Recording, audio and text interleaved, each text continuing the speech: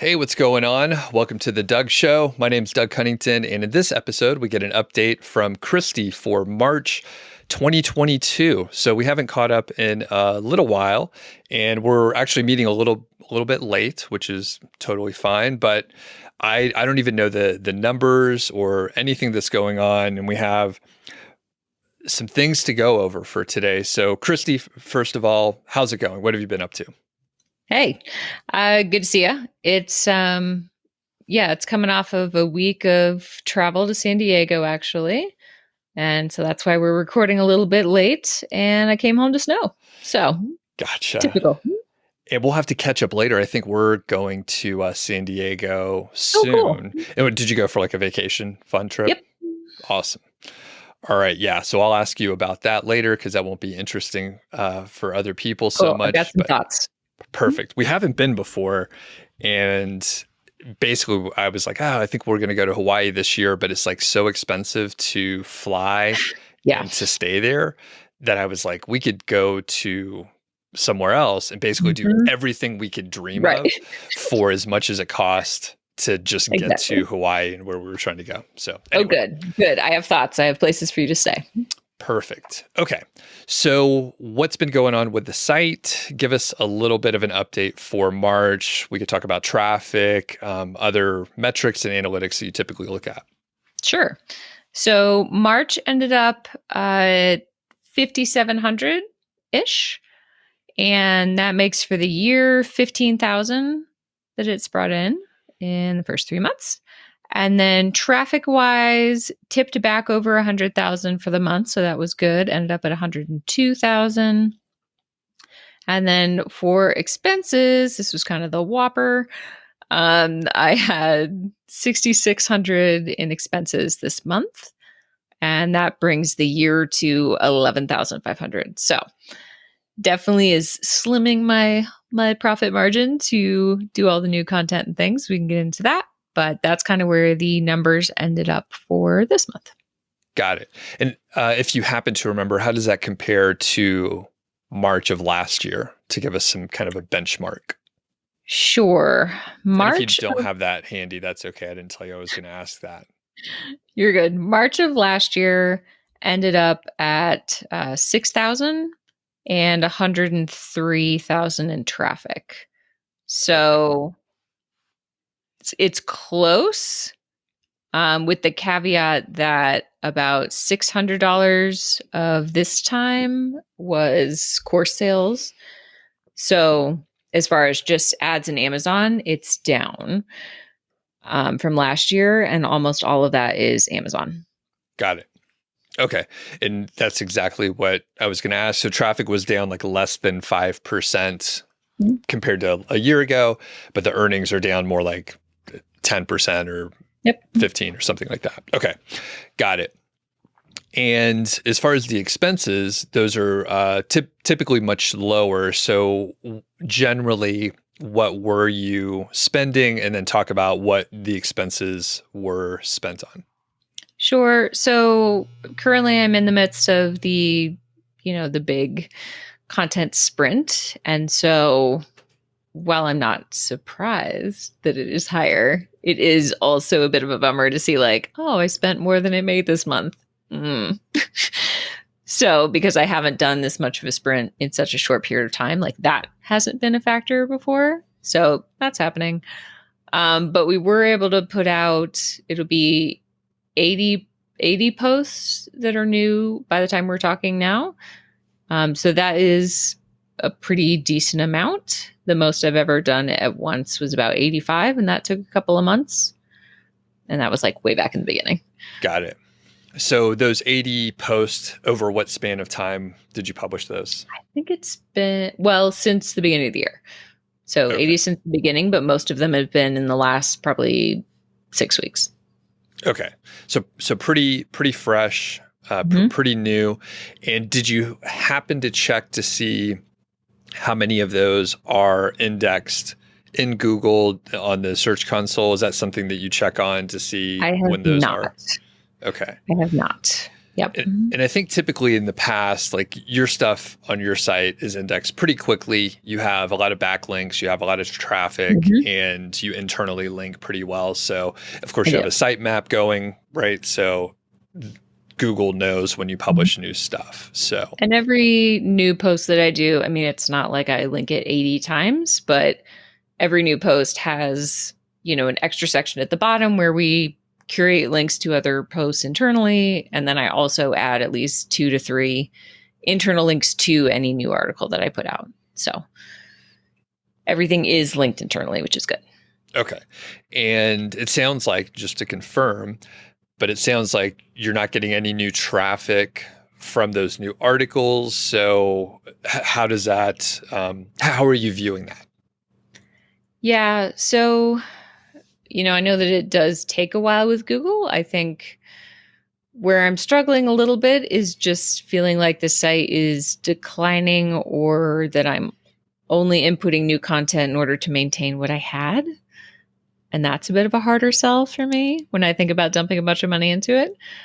Then again, like when I did the first sprint of 80 articles, like way back in the day, I was not feeling that way. I was perfectly happy to sit and wait. So it's one of those games where like your expectation changes as every year it gets a little bit higher.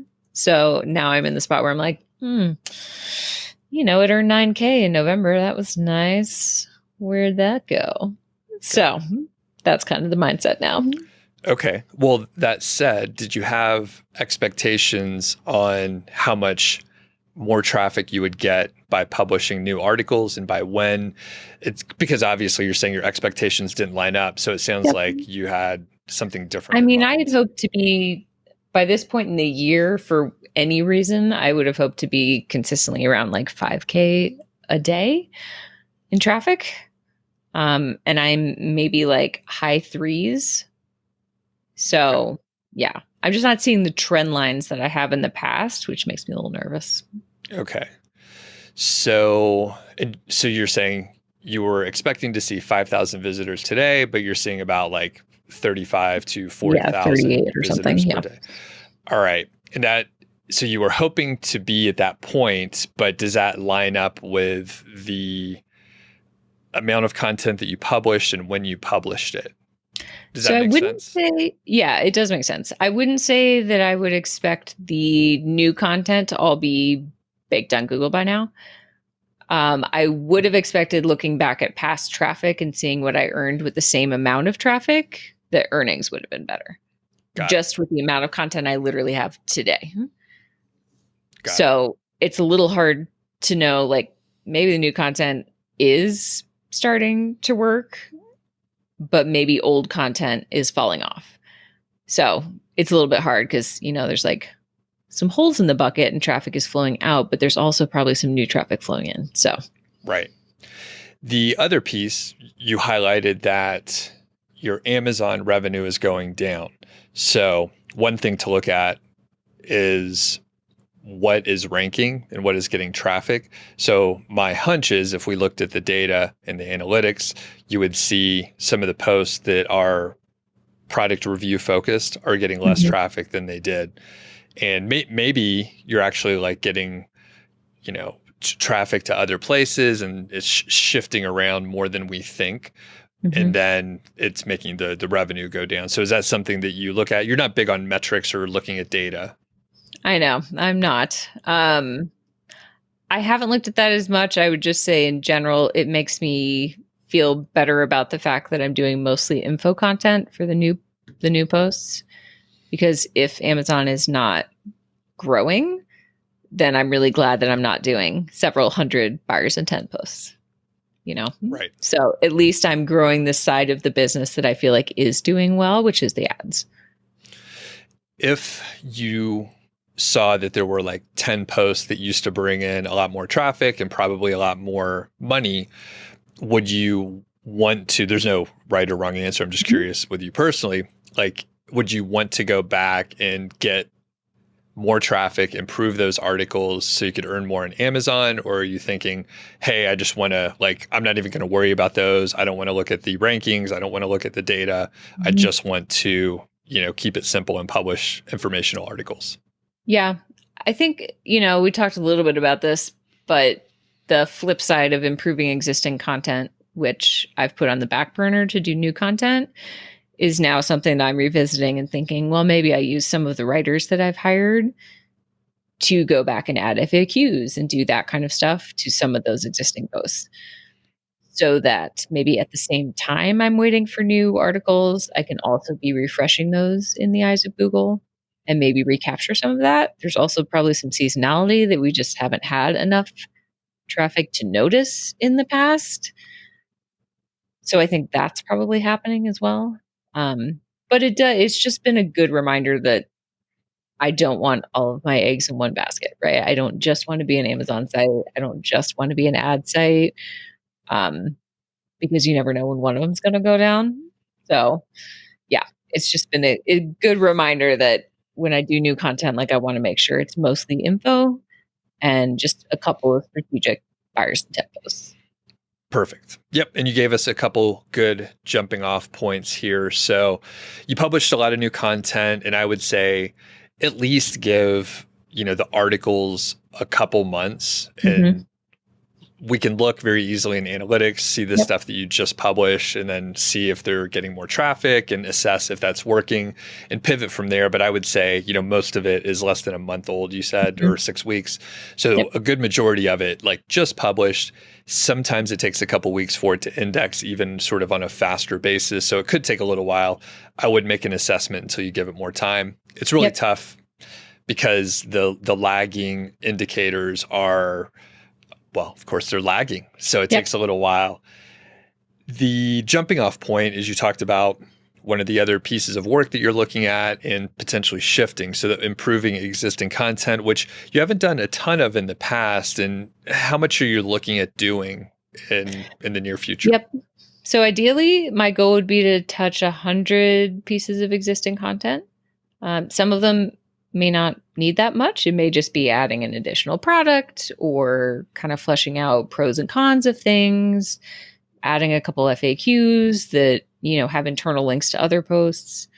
So it's not quite as daunting as new content. It's just something that's been on the back burner more so. And now that I have a content process and a content manager that is working really smoothly for new stuff, I think I could revisit it and say, hey, could we put 3 of these people on improving existing content? And maybe we just split the difference, and some of them are doing new and some of them are doing improvements. I like it. Yeah, and I think splitting them up will be good. We were talking before we started, and we don't know which is going to, quote, be most effective most quickly. But improving existing content is a really good idea. We've talked about it a lot in the past. I just interviewed Marty McLeod, and he talked about recovering traffic from a site that lost about, I think it was 30%, and slowly over time, like he went through pretty methodically. Now, for reference, you're going to improve about 100 articles, which is roughly about 20%, because there's 400 some odd articles, at least when we were looking at the data. So you're aiming at, we're 80-20ing this. Just to keep it simple, and that'll be a great start. And there's a good chance that when you do add more content, especially the FAQs to some of those existing posts that are already ranking, you're probably going to get more traffic pretty quickly. So I would say, if you could engage the writers as quickly as possible, that would be best. Yep, I agree. Anything else on the content improvement area? Just that, despite my minor whining about, traffic and lagging revenue and whatnot, the process of it is going really well.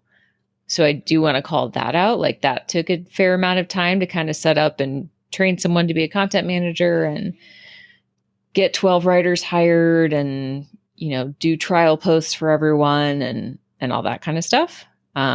But it's going very well now, and I really like the lady that I hired. And so I do feel like if I said, hey, I want to, take 3 of those writers and have them on this project instead, she would be able to just totally run with it. So really important to find people that actually make your life easier.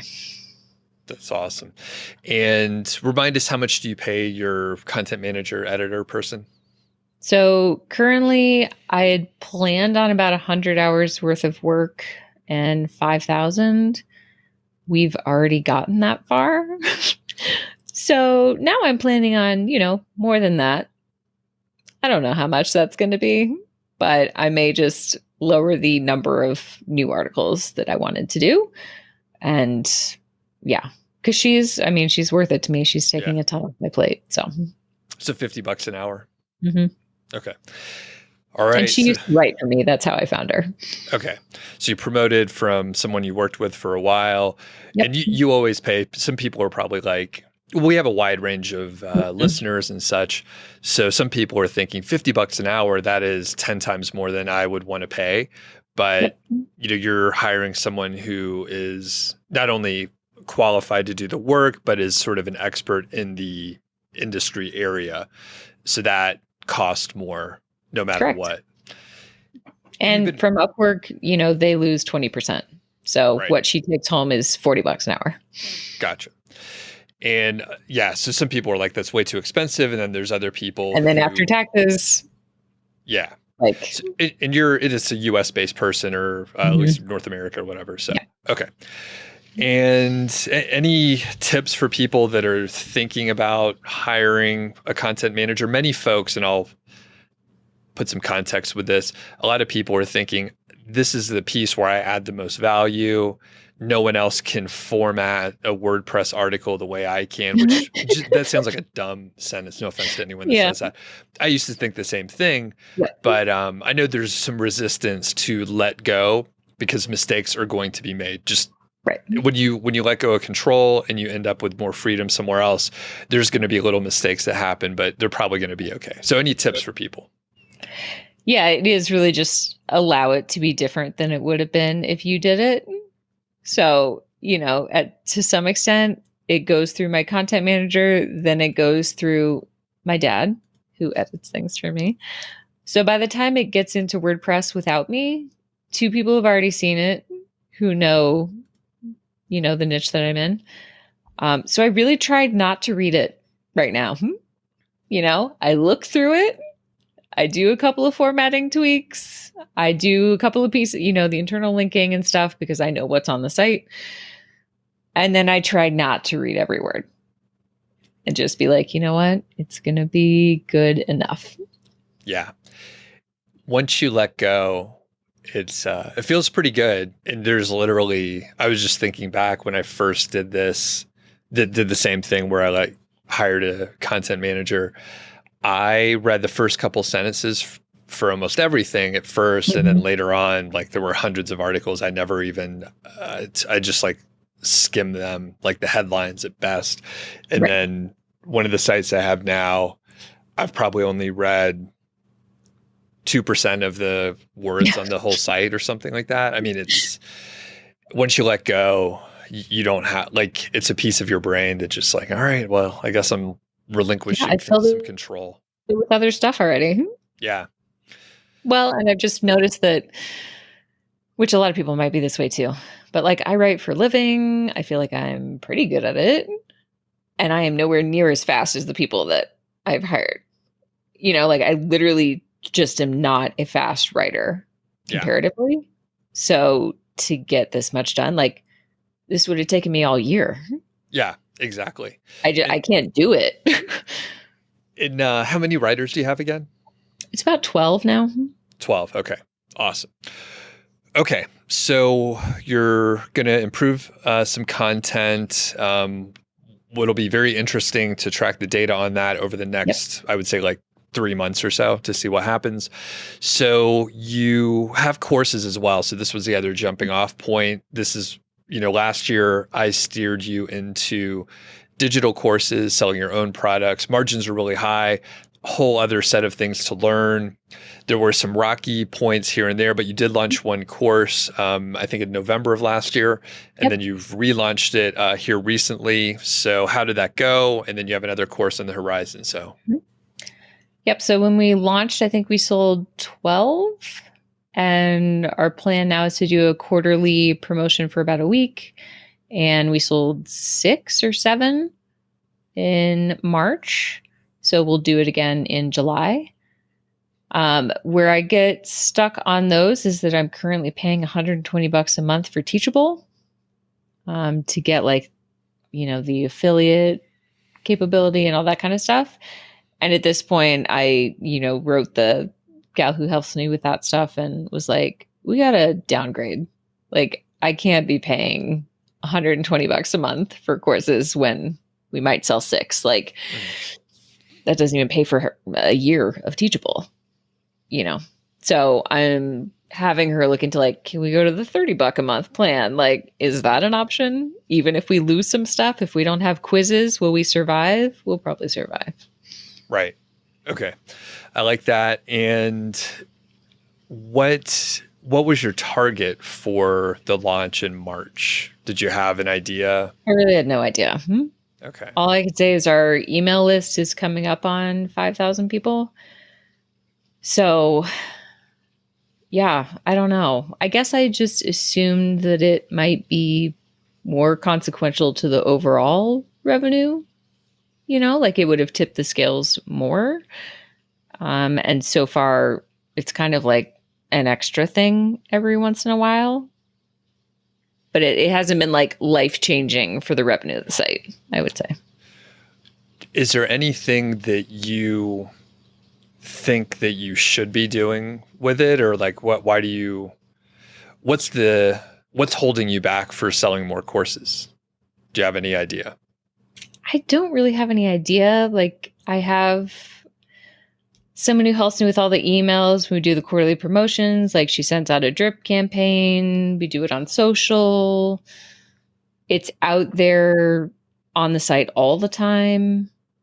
But yeah, it's just, I don't know. For me, it's not been something I've really enjoyed doing. I don't think it was wrong to try it, and it's probably still a good idea because if Amazon ticks down, it's a good thing to have. Once I have 2 courses, it might be slightly more impactful. Part of it is just that I'm paying so much for the system to have it alive in the months when I'm not selling it. So that to me just feels a little silly. Right. So if I can get that down to, $30 a month, I'll probably feel better about it. Right. Yeah. And I don't know, I don't use Teachable. Obviously, many of them are good pieces of software and such. So was the big piece the affiliate capability? Was that the affiliate quizzes, just like some extra functionality stuff that we thought we'd want to use? Okay. But I would just say it's not worth it to me to have a quiz at the end if I have to pay $90 a month for it. I don't care. Yeah. That totally makes sense. And, part of this... That's 2 articles, Yeah. Which you're wondering if you should even publish new articles. You're questioning everything. Having a moment, guys. Everything's fine. So the observation, and we've talked a bunch about the courses, and like it took me like a year to 18 months to figure out how to launch a course properly. And it was through like testing. And the testing cycle is like a month or something. And then you can't retest it for a little bit longer, right? So you're doing it every quarter. So it takes a little while. And one thing we could look at offline is like your launch sequence and how you did the warm-up emails. This is something I haven't really covered too much, but one of my other friends, he was launching a course, it was something he kept talking about. And I was like, I basically challenged him like, hey, all right, launch the course. You've been talking about it for like 2 years. Oh yes, I remember this. Yeah. So he did. And it was, kind of what you're saying. It's like, it's so much work. Like, I just want to do the stuff that I have been doing before. And you know what? I'm not pressuring anyone to do it. One thing that I'll mention in a second is just completely opposite from what I'm talking about. But basically, it takes a little while to figure out. So if you hear these success stories or like what I've done over the past 7 years, and you're like, oh, I'm going to try and do this the first time, there's no way. Things just take a long time. Yep. And you certainly, people could do it faster if you bring in other skills that help you sort of accelerate the process, you Mhm. can do it faster. It doesn't have to take a year or 18 months.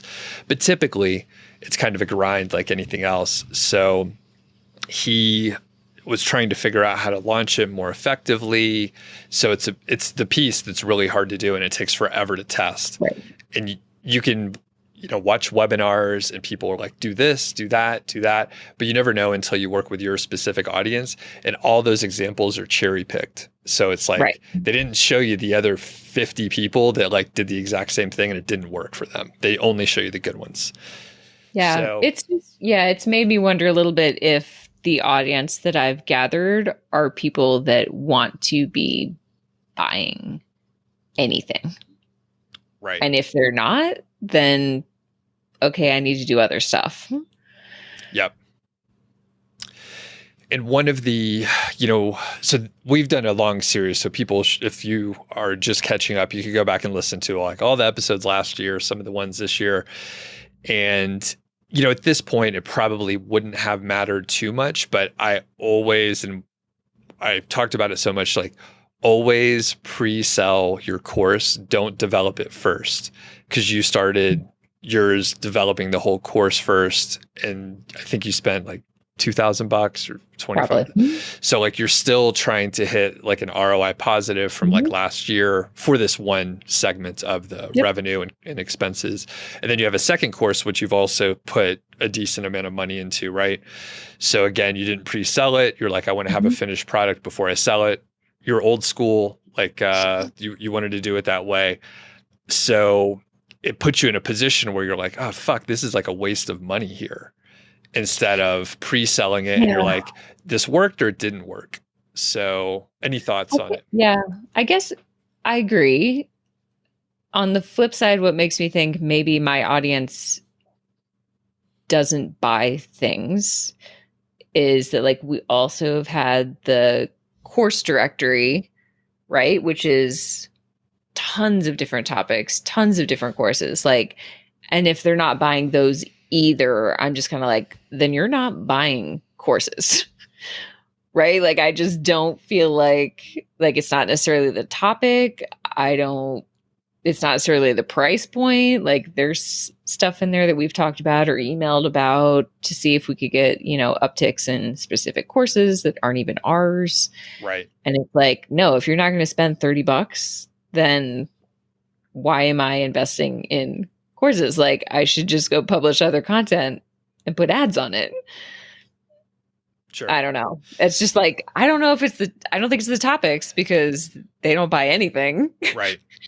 Well, you could be 100% right. And you just made the argument for pre-selling versus like developing a product ahead of time before if they're going to buy it. However, you did bring up a good point with the course directory. And that was one where it was like, you could test, right? There's certainly a business model where you come in, let's say it's software, right? Let's say it's keyword research software. And you're like, could I develop a SaaS product, a keyword research tool? And instead of developing the tool, you could say, all right, there's all these products on the market. Why don't I see if people are buying them? Mm-hmm. And then if they do and it converts well, then you're like, I could just put my own product in the mix and develop it. And I know I've proved the model, blah, blah, blah. The hard part with the course directory, the knowledge directory, is I'm not sure if the right traffic or enough traffic was getting to it to like prove or disprove that people were buying or not buying. Right. And the only way potentially, this is all like, in hindsight, we're looking back, like how could we do it differently in the future? And it could be like, hey, I got a bunch of traffic on my site, and then you contact all the course folks and you're like, all right, what kind of conversions do you see? Can you share any like sales data? Have your affiliate sales gone well? Can you share anything else? And really, I mean, you'd be an affiliate, so asking those questions wouldn't be like out of line, but really you're kind of doing like market research for the future. So in hindsight, we probably could have spent more time on that. And then if not everyone's going to tell you, like, you may get very small amount of information, but enough to like say, do I want to even screw around with this? But the good part in this whole situation is now you have the skills to develop a course and you've like worked with the tools. So there could be something in the future that you work on. So, and the other piece that I feel like we maybe didn't talk about in this, just like testing the waters, like it did also put out guides, right? That were like $9. So like that was the very first thing. And it's been fine, but it's also not, I wouldn't say it's consequential. right. Right. Which is just another data point that makes me be like, I don't know if they want to buy stuff. Yep. Like Yep, my yep. traffic may not be people that want to buy stuff. And that could be totally, yeah, that could be absolutely true. And that is, I mean, it goes back to like keyword research and who's on your site. And, you know, they want to buy products, right? You've earned quite a bit Right. from Amazon over the years, but like digital courses are a little bit different. And depending on, you know, to zoom out, depending on the industry, maybe people want to learn online. Maybe people want to go to small group classes. Right. Maybe they want to do both, but it's not the same, you know, set of keywords that they're using or something like that. So, Right. Okay. Anything else on the courses here? I don't think so. I mean, I'm not upset that I did it. I'm not in love with it. Right.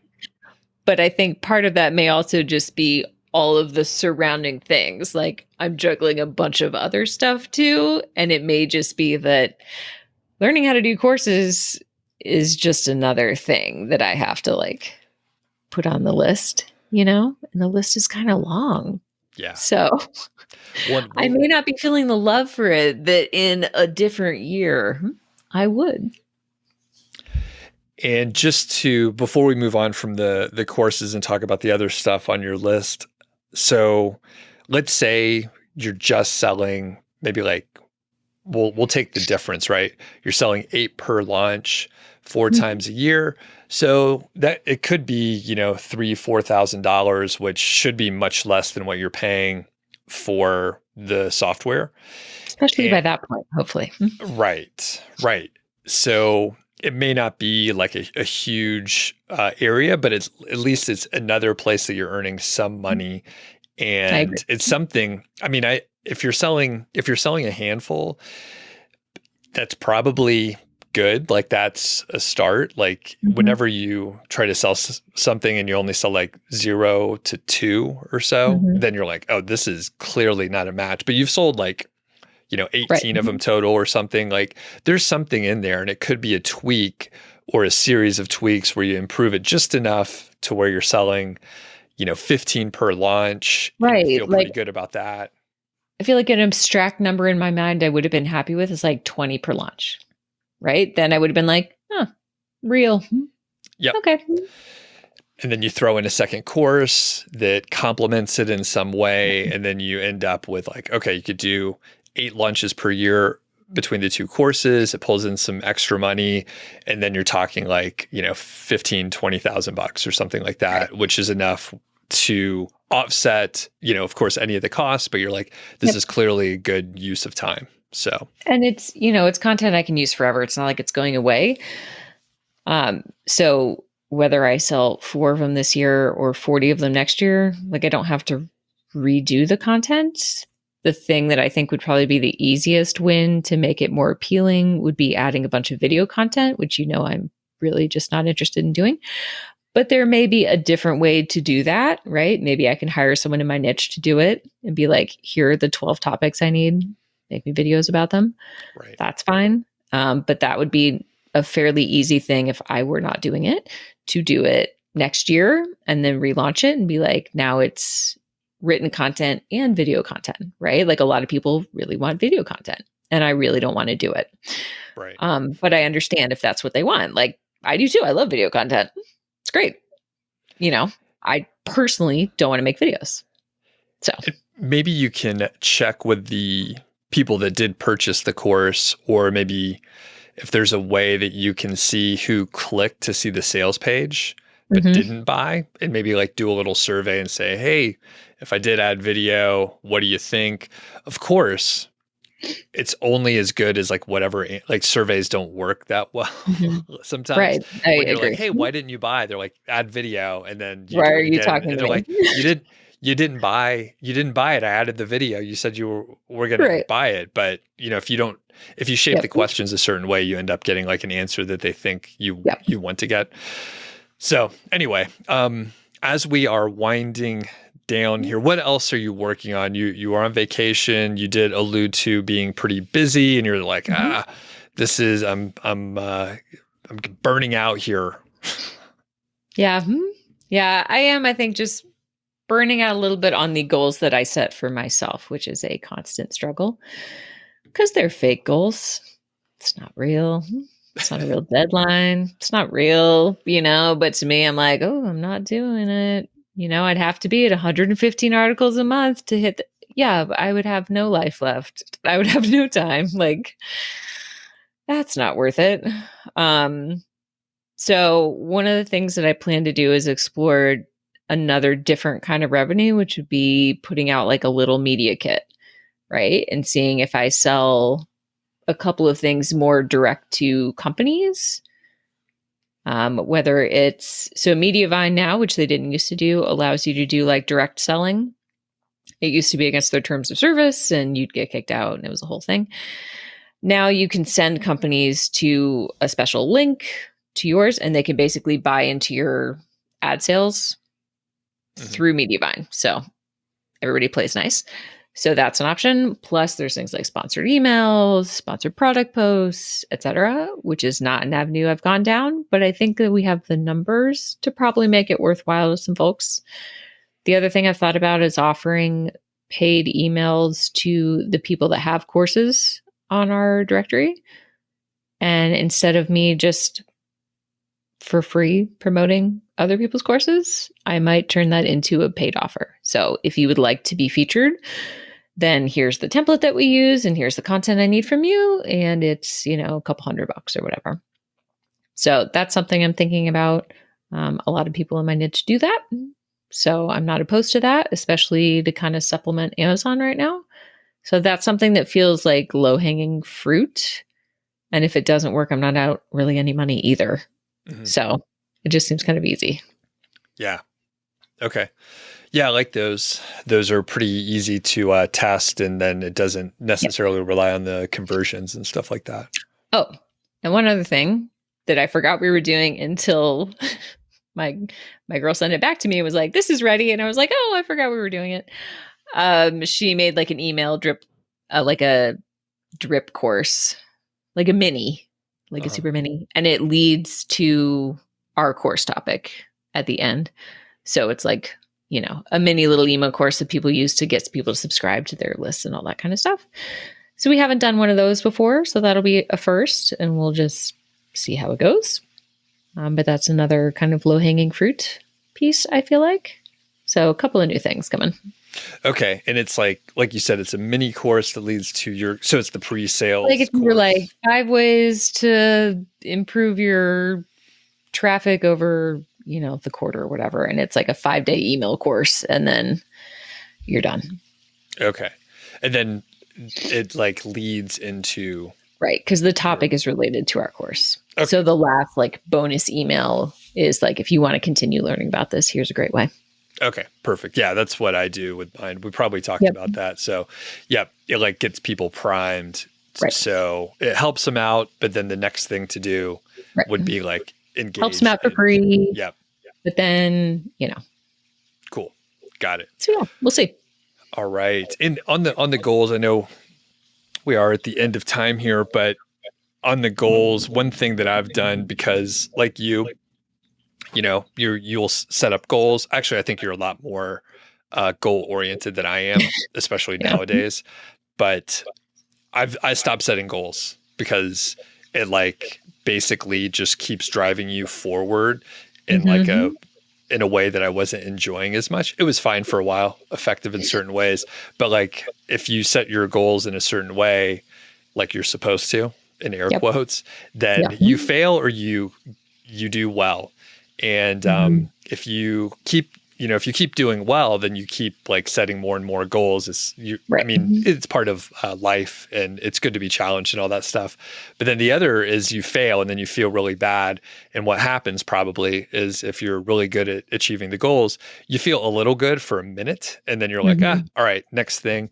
But if you fail, then and if you set your goals aggressive enough, you will fail often. Then you're like, I failed, and that hurts a lot more for a lot longer. So I stopped setting goals. Yeah. No, I mean, I think, where we do overlap is like, there's only so much we're willing to do to hit goals, right? Like we have goals, but we're also like not going to do a job. Like there's stuff we're not willing to do. And there's stuff in my freelance life that I'm like, not doing it. I'm not doing it. And if that's what it's going to take to hit 115 articles a month, like I'm not doing it. So there's goals, but all right. Yeah. Well, as we finish here, are you adjusting any of the goals so that your life balance will be in the right equilibrium? I think I will just take off the timing goal to get through as many articles as I'd hope. Like I'd hope to do 400 by the end of June, I think is what I'd said. I'm not willing to do what that would take now that I've seen what that will take. So I think I'm going to keep going through that amount, but it may take me all year, and that's fine. Okay. Yeah. And I think it's important to like pivot and like change, especially when they're arbitrary. Right. So, and I've never outsourced this much of it. Like I literally had no idea how it would go or where my time would go or how much it would cost to have someone do things for me. Like, I don't know. Got it. Worth it. I really like having her. And it bought you a lot of time and, it bought me a ton of time. It. Yeah. Yep. All right. Well, very cool. Anything else before we wrap it? I don't think so. Shout out to Marty, whose video I did watch about declining traffic and approach to that. I found that really helpful this week. That was on my mind. So enjoyed that. Getting a lot out of other people's case studies. Awesome. Another one to check out by the time this airs, Lauren Hunter will have already been on the podcast like last week, I believe. And she had a site that basically she was selling direct ads. So it applies pretty much to what you're talking about for the pivots to pull in money. But she came from like a PR side of it. So she was thinking about things completely differently than what we typically do. So she was selling direct ads, and she had a decent network to leverage early on, but you'll probably learn some things from that. So definitely check it out. And like I said, it should be out already by the time this airs. So awesome. All right. Well, we'll catch up with you next month, and thanks. Cool. Thanks, Doug.